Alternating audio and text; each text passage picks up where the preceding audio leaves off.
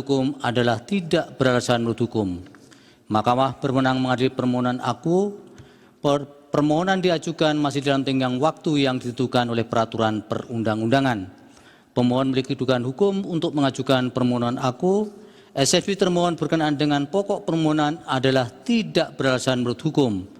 Permohonan pemohon tidak beralasan hukum untuk seluruhnya. Berdasarkan Undang-Undang Dasar Negara Indonesia tahun 1945, Undang-Undang Nomor 24 Tahun 2003 tentang Mahkamah Konstitusi, sebagaimana telah diubah terakhir dengan Undang-Undang Nomor 7 Tahun 2020 dan seterusnya dianggap dibacakan. Amar putusan mengadili dalam eksepsi menolak eksepsi termohon dan pihak terkait untuk seluruhnya. Dalam pokok permohonan menolak permohonan pemohon seluruhnya. Ya, Mahkamah Konstitusi menolak permohonan Anies Baswedan dan Ganjar Pranowo.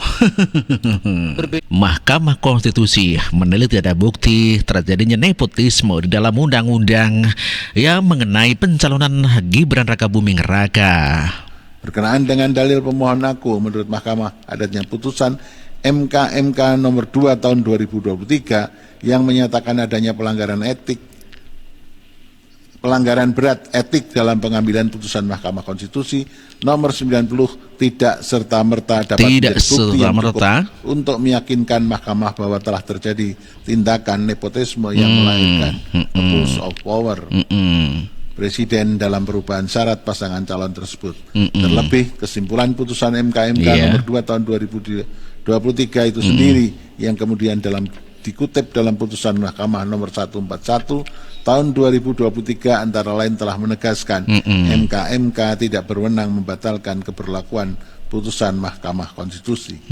Dalam konteks perselisihan hasil pemilu, persoalan yang dapat didalilkan bukan lagi mengenai keabsahan atau konstitusionalitas syarat, namun lebih tepat ditujukan kepada keterpenuhan syarat dari para pasangan calon peserta pemilu.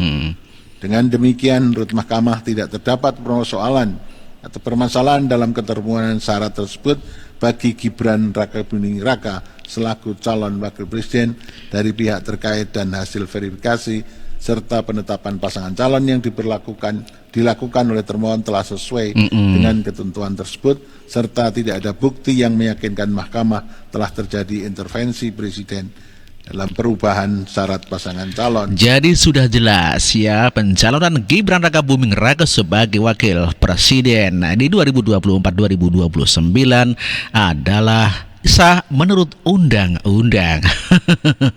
Hakim Asrul Sani juga mengatakan kalau bansos bukanlah persoalan yang mempengaruhi pemilih. Tidak menemukan korelasi bansos dengan kenaikan suara paslon 02.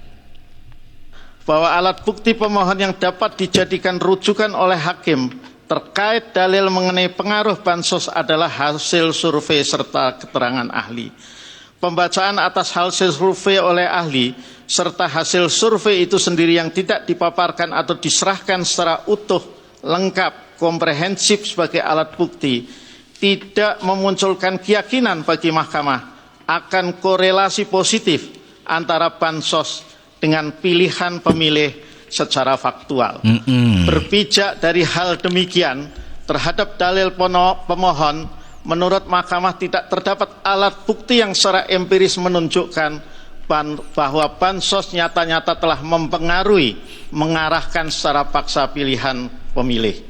Bahwa selain itu, andaipun benar terjadi pembagian bantuan kepada masyarakat oleh Presiden, pemohon tidak dapat meyakinkan Mahkamah apakah bantuan yang dimaksud oleh pemohon adalah bansos oleh Kementerian Sosial ataukah bansos kemasyarakatan oleh Presiden yang bersumber dari dana operasional Presiden. Ya, bansos bukan masalah dan bukan merupakan bukti yang sah. Mahkamah Konstitusi menilai tidak ada bukti bansos untuk menangkan 02. Aduh, apes 01 dan 03. Bahwa setelah Mahkamah mencermati fakta hukum mengenai latar belakang program Bansos yang merupakan dalam persidangan, terutama dari dalil permohonan, pemohon serta keterangan menteri-menteri yang dipanggil Mahkamah menemukan indikasi ketiadaan antisipasi Presiden dan dampak kunjungan dan pembagian Bansos terhadap fairness pemilu Presiden dan Wakil Presiden tahun 2024. Setidaknya, dari keterangan lisan 4 menteri dalam persidangan, Mahkamah tidak mendapatkan keyakinan akan bukti adanya maksud atau intensi dari Presiden terkait dengan penyaluran Bansos yang dilakukan oleh Presiden dengan tujuan untuk menguntungkan pasangan calon Presiden dan Wakil Presiden nomor urut 2. Oleh karena itu, menurut Mahkamah, tindakan Presiden belum dapat dikategorikan sebagai pelanggaran terhadap hukum positif. Terlebih, dalam persidangan Mahkamah tidak menemukan bukti-bukti yang meyakinkan Mahkamah adanya korelasi dan hubungan kausalitas antara penyaluran Bansos dengan pilihan pemilih. Sudah jelas Bansos bukan sebagai awal ataupun berpengaruh terhadap kemenangan Prabowo Gibran. Aduh. Tidak ada bukti masalah. Oke, demikian telah kita saksikan sama-sama video ini. Semoga Anda terhibur dengan video-video ini dan terima kasih Anda telah menonton. Terima kasih. Wassalamualaikum warahmatullahi wabarakatuh. Merdeka!